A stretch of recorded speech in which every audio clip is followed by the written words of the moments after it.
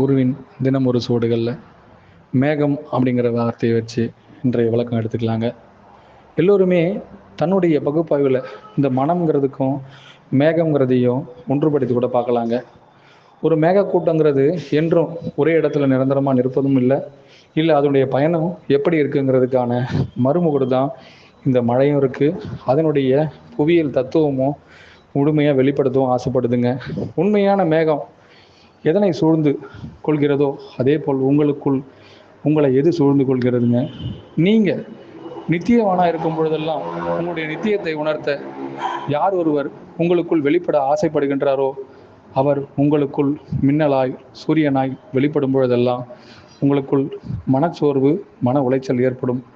அந்த மன உளைச்சல் மேக மூட்டமாக இருந்தால் அந்த மின்னல் உங்களுக்குள் இருந்து எப்படி வெளிப்படுகின்றதோ அப்பொழுதே அந்த மேகம் கலைக்கப்படுகிறதுங்க.